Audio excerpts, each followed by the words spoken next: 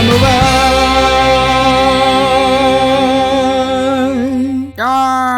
Hello Muggles! I'm Katana, and welcome back to another BVM. You know, Valentine's Day is today, and because I was already halfway through this book, I couldn't settle for some cheap romantic story like I should have. That's my bad. But surprisingly enough, this story actually had a lot more love than I was expecting. Self-love, admiration, motherly love, acts of chivalry, hell, even Valentine's Day itself shows up in one of the chapters. Some might call that a coincidence. I call that a second chance from the Valentine gods. So, without wasting any more time, grab your special person, hug your love pillow, because today, we are going to be reviewing Harry Potter and the Chamber of Secrets. So let's cover the plot real quick because there really isn't much to elaborate on yet. Harry is going to start his second year of Hogwarts, but the house elf named Dobby comes to warn Harry about misfortune coming to Hogwarts if he ever comes back. Harry ignores the warning, meets back with his friends for another school year adventure, this time involving the new mystery of sudden stone children and the Chamber of Secrets, a legendary underground cavern that only the heir of Slytherin can open. A pretty okay story based on the hook, but to be honest, it didn't seem that much different from the first one. Harry goes to Hogwarts, something bad happens, Harry and his friends for some reason put it upon themselves to stop bad things from happening. Really, just by talking about it, I could feel the deja vu kicking up my head. So what's personal to the book that's not in the movie? There really isn't much. I mean, just one chapter doesn't make the cut, and that's the Death Day party. It focuses on Headless Nick inviting Harry and his friends to celebrate the day of his death. In it, Harry learns about Filch using Quickspell, the legit introduction to Moaning Myrtle, and build up towards the first victim of the Chamber of Secrets, Mrs. Norris. Then there's the small stuff like a longer visit in the Weasley house where you're literally reading about them doing weird magical chores. Yet, for some odd reason, it's entertaining to read. But what really got me interested in the book were the characters and the tense situations. Starting with the characters, oh my lord, there's a good bunch to choose from. I mean, Harry and the original bunch pretty much act the same, Hermione a little less annoying and more helpful, but some actually get more developed. Percy, for example, basically has his own subplot throughout the book. He's always acting suspicious whenever he's mentioned, and I just get sucked in with the characters wondering the same thing. What the hell is on Percy's mind? And it isn't revealed until the very last page that he has a girlfriend, Penelope Clearwater. Yeah, that's it. Nothing too big, just that he's in love. I think our little prefect is finally growing up. As for the rest of the Weasleys, Mrs. Weasley just stole my heart in this book. I just love how much of a mother figure she acts towards Harry. I know they didn't get enough connection in the last book, but seeing Harry spend the rest of his summer in the warm, loving environment just feels so refreshing. Ginny gets a lot more attention in this book, since this is her first year at Hogwarts, and she's kind of the focus of the story too. In the book, she was pretty much a fangirl for Harry, and now that they'll be walking down the same halls, hell, she even writes him a singogram for Valentine's Day. It's so funny. His eyes are as green as a fresh pickled toad. His hair is as dark as a blackboard. I wish he was mine. He's really divine. The hero who conquered the Dark Lord. Marvelous. She's pretty shy around him, and everyone's always teasing the relationship between them. But it's harmless love. What more can I say? I believe the one who really took the show was Gilderoy Lockhart. Every page he's in, and I mean every page, had me going, oh god, not this guy again. By the way he acts and talks, you know just how full of himself he is. It's actually hilarious when he tries to match his walk with his talk, and even when he fails, he still tries to play it off like he meant it. It's ridiculous. And aside from the lovable characters, the action-packed moments, my lord, aren't they an improvement? I'm not saying the Bathroom Troll or the Magic Trials were bad or anything, but compared to the sequel, we got them fighting off a hammer tree inside a flying car, stealth missions and sneaking in enemy territory, trapped in the forest full of giant spiders. Giant flesh-craving spiders! This book really raised the stakes for these sophomores in new and creative ways. It's actually quite impressive. The thing that I didn't like was how the ending was rushed, summarizing all the good points for the rest of the year. I solved the mystery, I defeated the villain, so why does the reward have to be so quick and over with? Well, I think I gave my 2 cents about the book. Let's give the movie a turn. Here's the adaptation to Harry Potter and the Chamber of Secrets. The movie begins with Harry sitting in his bedroom looking back in his photo album from the previous film when Mr. Dursley calls Harry down about Hedwig making too much noise, which gives us the chance to learn that Harry hasn't received any mail from his friends all summer. An hour, but I haven't had any messages from any of my friends. Not one. I should think you'd be a little more grateful. We've raised you since you were a baby, given you the food off our table, even let you have Dudley's second bedroom, purely out of the goodness of our hearts. I'm going to save one of those explanations for later, but for now, you did not give him that bedroom out of kindness. In the last book, the only reason he got that room was because you thought that moving him to a different location would stop Envelope Tycoon over here from happening, but even that didn't make any sense. It's the same house! Of course it was still set in here! Right you are! The Dursleys are planning an important dinner with Mr. Dursley's boss, and Harry has the most important role. I'll be in my bedroom, making no noise and pretending that I don't exist. So he goes back up to his room, where he finds a bug-eyed house elf named Dobby, who brings a warning to Harry about returning to Hogwarts. And whenever Harry tries to ask more questions, he does this. Dobby? A lot. Get in there and keep quiet. What the devil are you doing up here? I was just... You just ruined the punchline of my Japanese golfer joke. sorry. How dare you ruin my moment to be incredibly racist in front of my boss? Shame! Dobby comes out the closet and his tongue slips about being the one stopping Harry's letters. Harry demands him back, leading Dobby to run downstairs, threatening to ruin Harry's life if he decides to go back. The pudding is dropped, dinner's ruined, and Mr. Dursley is so upset he locks Harry in his room like a savage animal. You're never going back to that school. You're never going to see those freaky friends of yours again. Never!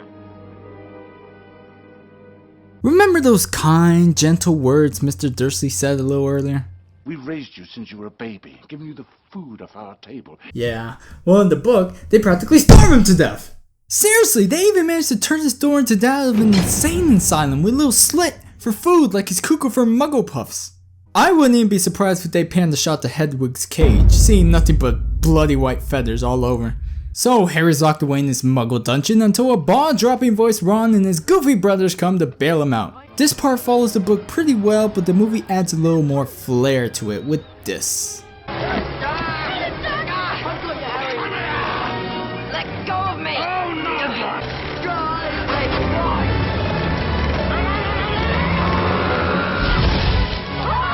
Hehehe, you could have died.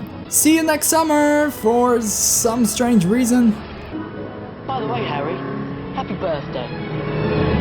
Oh yeah, did I forget to mention this was on his birthday? That says a good year like a Princess Peach lockup, starvation, and the midnight breakout. Can't wait to see how he tops next year. They all arrive at the Weasley house, getting caught by Mrs. Weasley, who I'll say right now demonstrates the best bipolar mood you will ever see. Where have you been?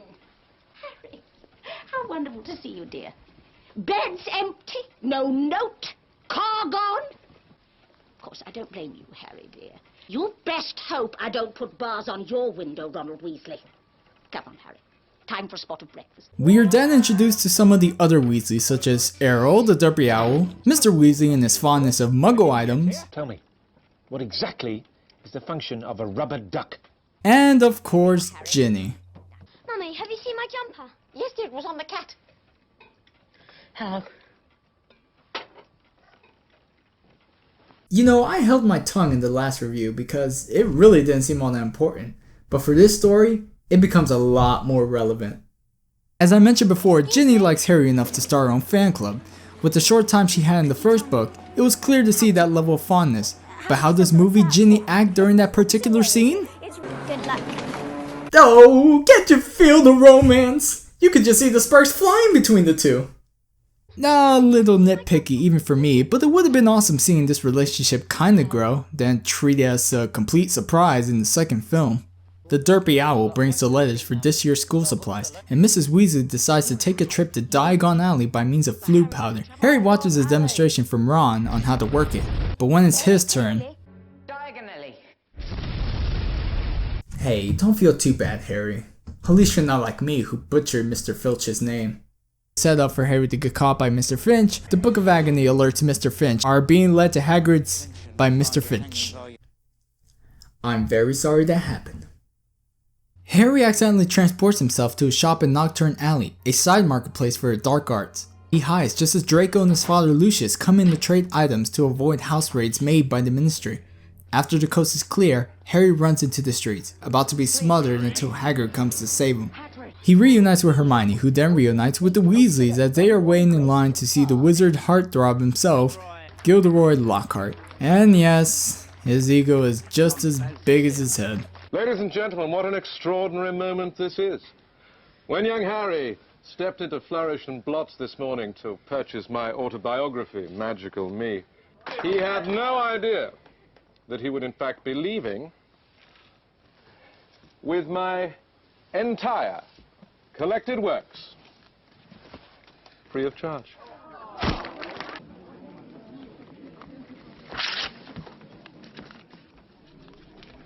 Bet you loved that, didn't you, Potter?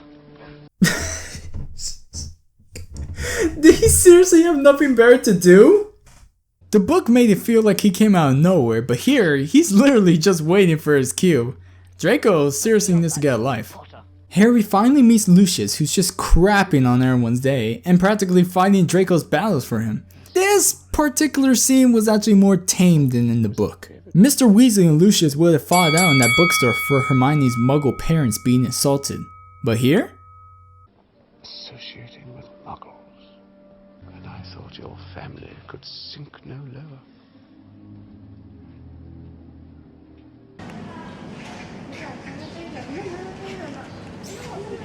The scene skips over to King's Cross as everyone is getting ready to board the Hogwarts Express. Reasons why Mr. and Mrs. Weasley didn't make sure all the kids got there first, I'll never know. But now the gateway is closed, making the boys miss their train. Maybe we should just go and wait by the car. The car? No, he said wait by the car. Wait by the car! God damn it, Weasley, understand!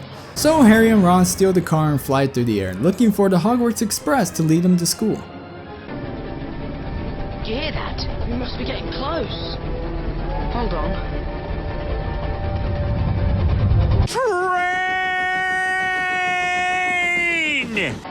Okay, I have to reward some points to the movie for this scene.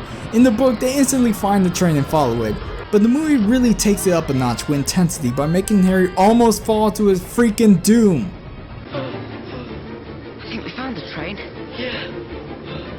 Nightfall arrives, and as Harry and Ron get close to school, the car craps out and they start to glide. Ron breaks his wand in the panic, and they prepare for impact with the Whomping Willow Tree.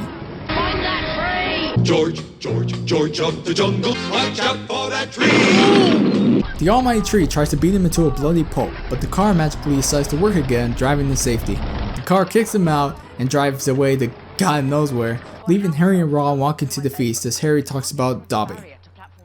Which really doesn't make any sense because in the book, he had all summer to talk about it. They both get caught by Mr. Filch and his red-eyed cat? And are taken to Snape, scolding them about Muggles seeing the flying car. Dumbledore and McGonagall arrive at the scene to make sure Snape isn't wringing their necks, and they are let off with a letter to their parents and detention. Don't you think that's a little too lenient? I mean, in the book, they had to skip out on the feast and have their lunch in the office. Here, it's just too nice. Oh my lord, they're starting differences here, aren't they? Hey, and while you're at it, why not settle the whole quick spell debacle between Harry and Mr. Filch as Harry just hands him the envelope instead of completely snooping around his room as he did in the book? School officially starts with herbology class, with the focus being on ugly Cabbage Patch mandrakes, and after something I would like to declare Neville shenanigans, they are at lunch. But before we go any further, let's explore this quick little transition. There's nearly Headless Nick. Hello, Percy. Miss Clearwater. Hello, Sir Nicholas. Oh my lord, they did it again. They seriously did it again. It's just like the damn Bloody Baron. It didn't even take 5 seconds for them to completely cover over something that was pretty ongoing in the book from start to end. As I mentioned earlier, Percy's small character development became something of a subplot. Nothing about his weird behavior was revealed until the very end, which was nothing more than the relationship with the Ravenclaw chick, Penelope Clearwater. I actually enjoyed this, one of those little gems that made this read more enjoyable. And how does the movie resolve this? Hello, Percy. Miss Clearwater. Hello, Sir Nicholas. Romance! So during lunch, Harry's confronted by the jittery fanboy Colin Creepy. I mean Creevy. Ron's derpy owl makes another successful visit as it brings him a howler from Mrs. Weasley, giving another set of her fickle moods. How dare you steal that car! I am absolutely disgusted! Oh, and Ginny, dear, congratulations on making Gryffindor. Your father and I are so proud. The trio heads towards their Defense of the Dark Arts class, and who else to lead the young minds of the future than the heavily egotistical Lockhart? I mean really, he gives them a pop quiz about himself. Yeah, because knowing your teacher's favorite color will really come in handy fighting off monsters. Tut, tut. Hardly any of you remember that my favorite color is lilac. Oh, and to show how much Lockhart really knows what he's doing, he lets out a cage of Cornish pixies against the class. After another Neville shenanigan, and Lockhart losing his wand, yeah, real world model, he relies on his students to solve this problem.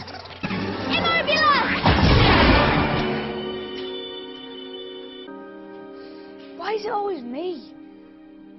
Well you see Neville, there is actually a long and rich history about why it is, indeed, always you. Wait, no, there isn't. What the fuck? You got the face of a baby rat, kid.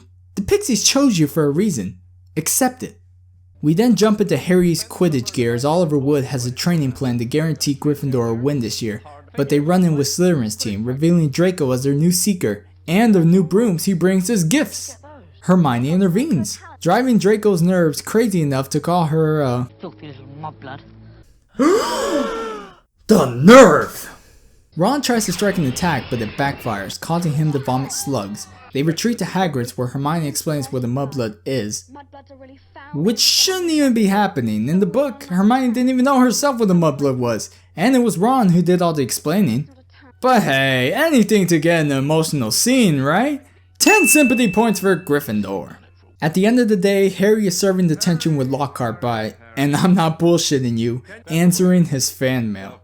Celebrity is as celebrity does. Remember that.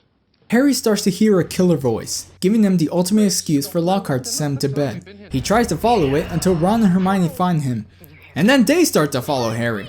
This whole jump between detention and the following skipped the previously mentioned Death Day party. And I don't know how I feel about that. Soon they come across tiny spiders and bloody writing on the wall. But most importantly, It's Filch's cat. Mrs. Norris.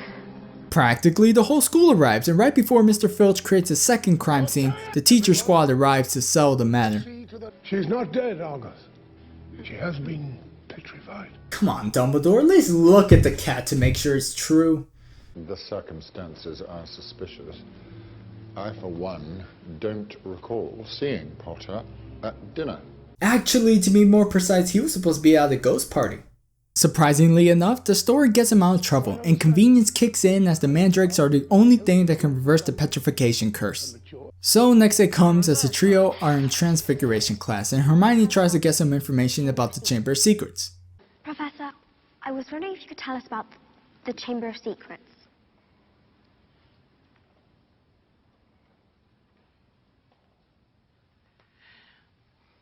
Very well. Well, that was pretty fucking easy. This was not how it was supposed to go down. In fact, this whole scene is wrong. In the book, this all happens in the history class with Mr. Binns, but because the school's only got like 5 teachers for some reason, it's McGonagall, and even that doesn't make any sense. She's not a pushover, and they just received a cryptic blood warning about the chamber, so unless she's wanting to scare the crap out of her class, she wouldn't have agreed so willingly. But they do get their information, and Ron suspects it's Malfoy because... You'll be next, mudbloods. Yeah, but they need to make sure it's actually him. So they plan to create something called a Polyjuice potion. A potion that would transform them to look like someone else. The ingredients are too difficult to collect, so the potion would be ready in about a month. The next scene moves to the first Quidditch match of the season, Gryffindor vs Slytherin. The score is 30-90 with Slytherin in the lead, and as usual, it's not a proper match without something happening to Harry. A rogue bludger goes after Harry and it's beyond nuts. Just look at this scene. You could actually add pinball sounds to this. Harry tries to avoid the bludger while racing for the snitch, resulting in the broken arm, but eventually winning the game for Gryffindor. Are you okay? No, I think my arm's broken. Not to worry, Harry. I will fix that arm of yours straight away. No. Not you. Poor boy, he doesn't know what he's saying now. He's not delusional. He's right. Someone please get Lockhart away from here before he manages to... Ah. No. Okay. Good going. Mr. Malfoy, stop making such a fuss. You can go. Out of my way. Out of my way. Winners first! Harry stays in the nursery to recover as the voice comes back, along with a surprise visit from Dobby, who reveals he was responsible for the closed gateway earlier. He tries to persuade Harry even more about the dangers of staying, and a little about his background as a house elf. Harry Potter must not stay here, now that history is to repeat itself. Repeat itself? You mean this has happened before? I shouldn't have said that. Oh God, for the love of... That's it. Bad Dobby. Go sit with Hagrid. Go think about what you've done about giving Harry even more clues. Unfucking believable.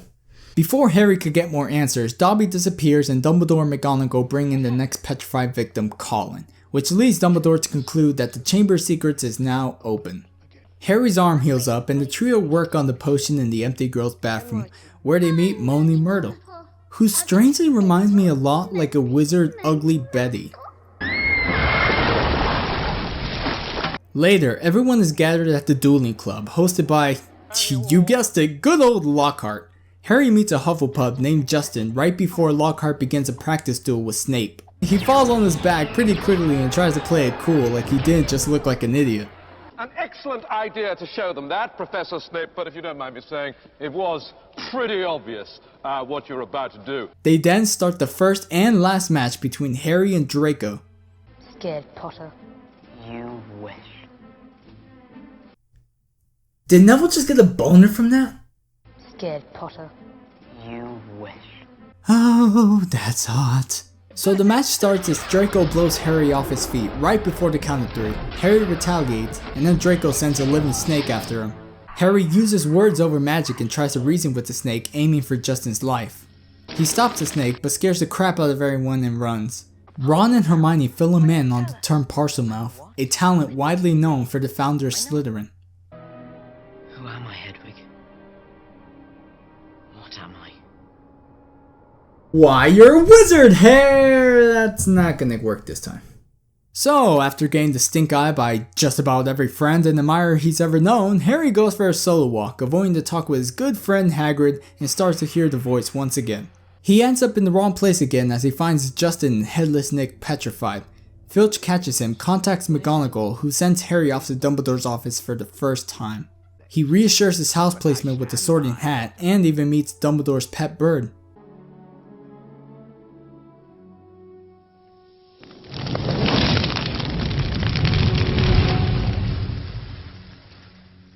He can talk to snakes and burn living things with his stare.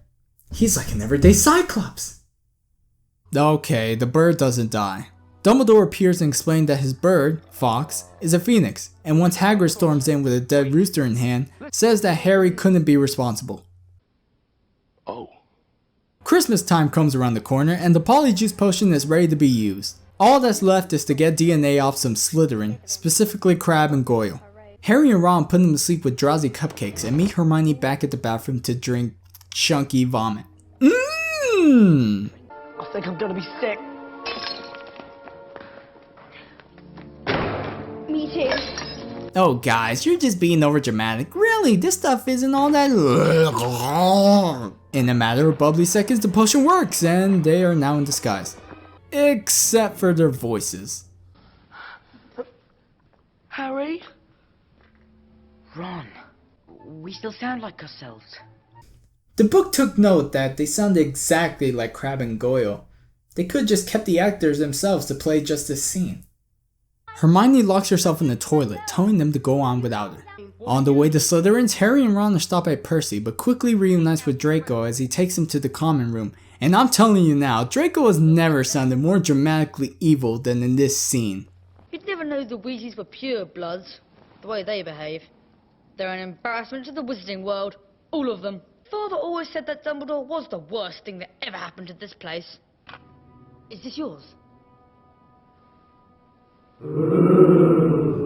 After minutes of talking, they finally get their answers that Draco's not opening the chamber. The last time it opened was 50 years ago, someone died on that last opening, and another got expelled for it. They feel the change is coming back and return to the bathroom, finding Hermione still locked up. Hermione? Are you okay? Look at my face. No, what are you talking about? You look perfect. I'll see myself out. Weeks pass, and with Hermione healing, Harry and Ron walk the halls alone, finding their path flooding by the girls' bathroom. They find Moaning Myrtle crying because someone threw a little black book at her. It can't hurt if someone throws something at you. I mean, it'll just go right through you.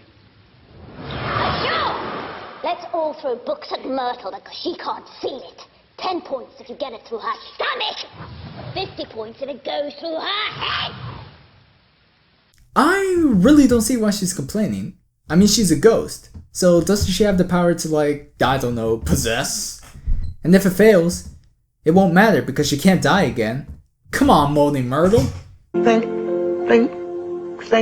They bring it back to Hermione and discover the name of the owner, Tom Riddle. Ron remembers the name from an old student 50 years ago. They suspect Tom could have written about the event, but to their luck, the pages are empty.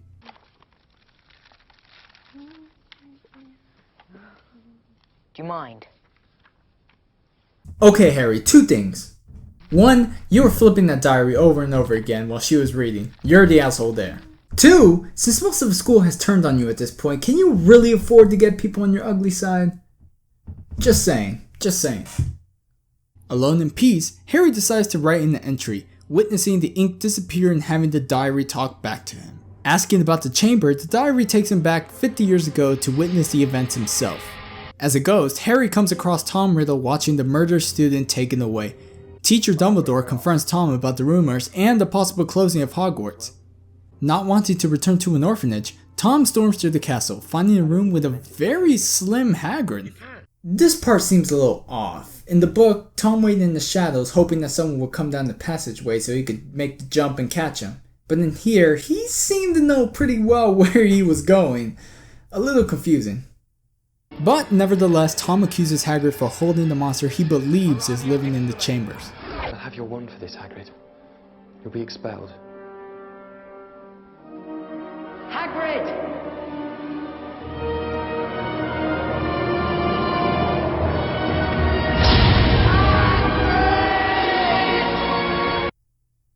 He didn't die, Harry. He's still alive, you know that, right? He just got caught.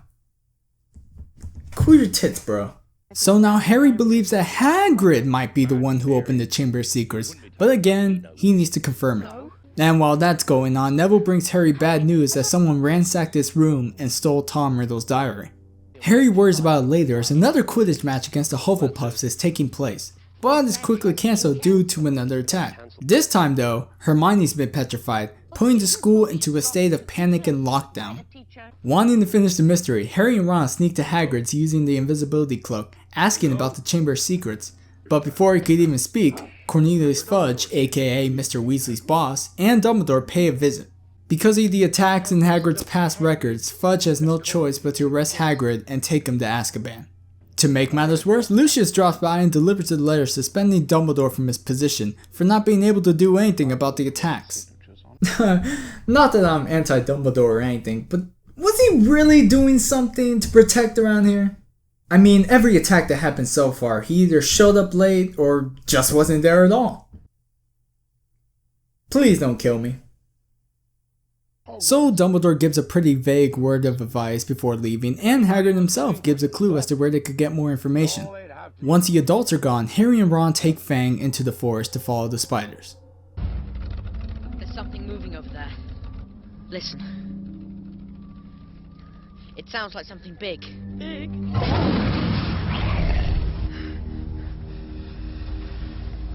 Harry! Harry, it's our car! After the whomping beating you brought to this car, I'm surprised I hasn't even run over you two yet.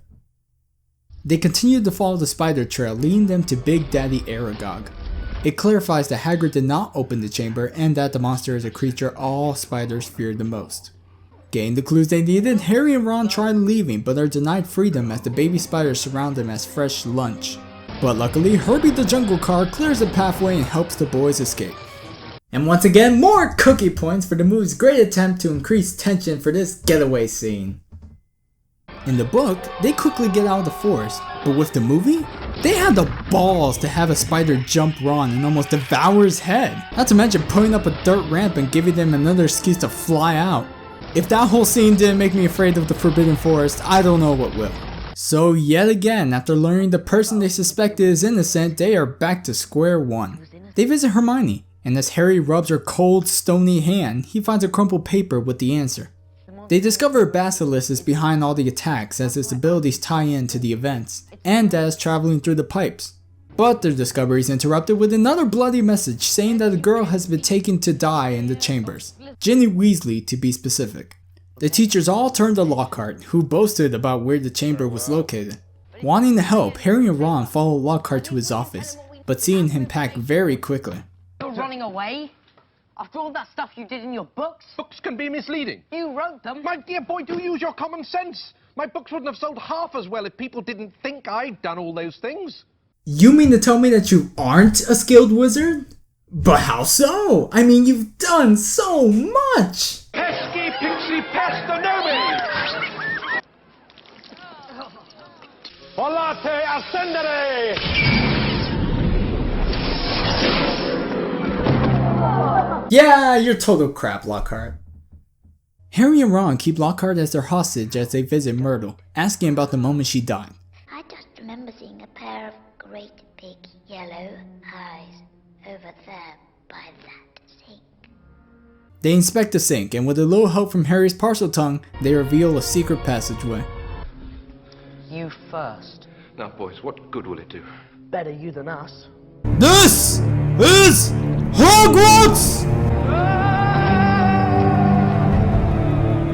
They follow Lockhart's descent and end up under the school. As they walk, Lockhart fakes a quick pass out only to assault Ron and steal his broken wand. By sheer stupidity, he tries to cast a memory charm on Harry, but backfires an explosion, causing the whole cave roof to collapse. Harry gets separated from Ron and Lockhart, who loses his memory, so he tells Ron to try and make an exit while he goes on ahead. More parcel tongue tricks, and Harry finally opens the chamber of secrets, finding Ginny knocked out in the center. Harry tries to wake her as he is confronted by a living memory, Tom Riddle. He continuously asks for help, not realizing Tom is the mastermind behind it all. He controlled Ginny through the diary, causing her to open the chamber and write those bloody messages. And to add on to the surprise factor, Tom also reveals his true identity.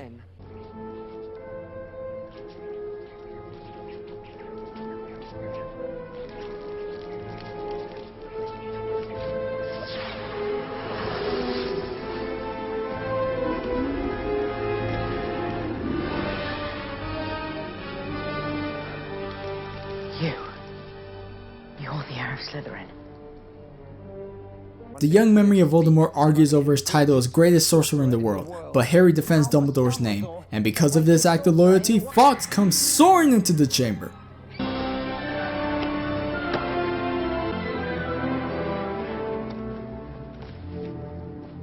Ah, a hat. Yeah, go on, Harry. Give that Tom Riddle a good smack of the tip. Disappointed, Tom starts a symbolic fight between Slytherin and Gryffindor, releasing the basilisk against Harry. Harry runs, but trips like a goof, letting the snake tower over him. Luckily, Fawkes makes a second return to blind the snake, giving Harry an advantage. He escapes the snake for a brief moment and checks on Ginny, very close to death. The snake springs out a water surprise, and with the power of scared shitless thinking, a sword is revealed from the hat.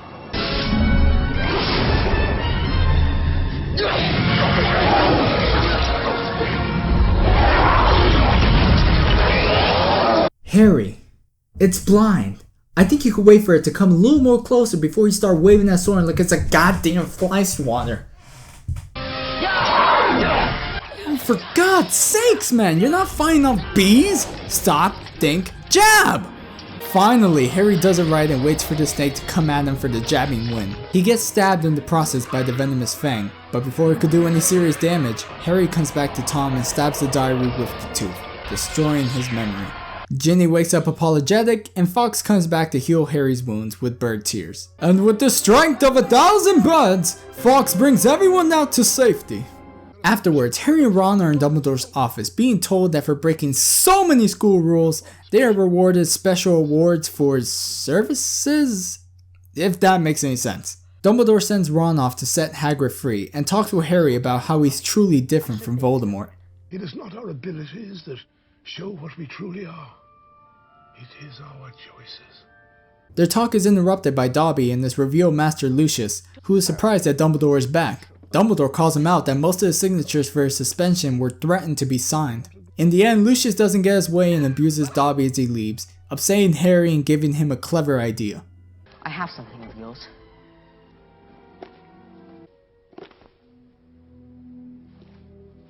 Master has given Dobby a shock. Dobby is free. You lost me, my servant! Oh, there it is! There it is! As glorious as ever! The part where Lucius tries to kill Harry Potter with the death curse! I always wondered if this was actually in the book, but nope. Again, this was the movie's own flair to give Lucius more of that menacing personality. So now Dobby is free, even more gracious to be friends with Harry Potter, and leaves him as Harry heads off for the celebratory feast. Welcome back, Sir Nicholas. Thank you! Here's a good question. How the hell did Headless Nick get cured? He's a ghost. Any antidote would just phase right through him. Right? Right? Yeah, just think about that.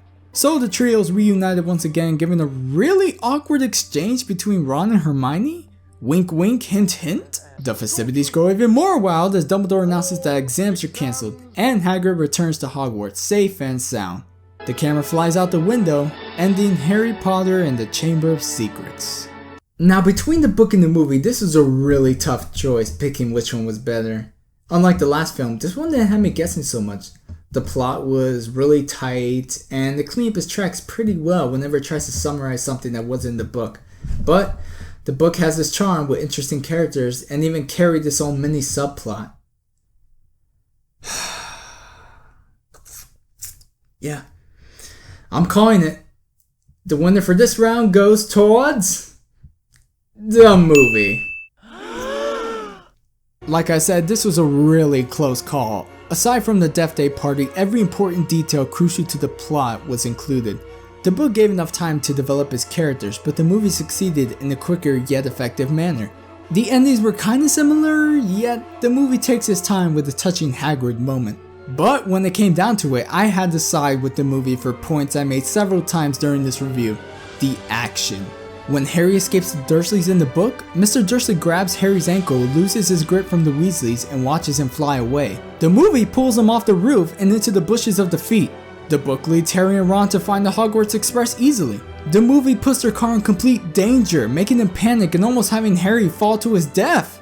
The book makes a clear getaway from the spiders. The movie has Ron almost get his head completely chewed off. You see the point I'm trying to make? The movie offers more excitement to those scenes even when it wasn't necessary. If J.K. Rowling actually spiced up these moments in the book than glossing over them without caution, this could have been a different verdict. I'll admit, not seeing that Percy x Penelope story grow was a bit of a letdown, but I could see why. It really didn't add anything to the main plot, so having it in the film might have taken extra screen time from the original story. The book did its best, but as I saw it, movie magic takes the cake on this one. With that said, those are my final thoughts. And if you haven't already, pick up the book, watch the movie, have an opinion. They're both great. I'm Katana, and happy Valentine!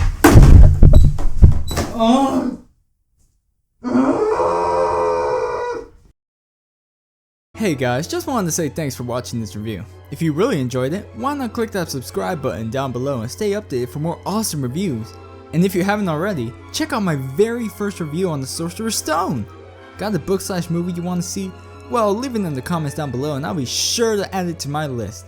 Until the next review, happy Valentine's Day! Oh, for God's sakes!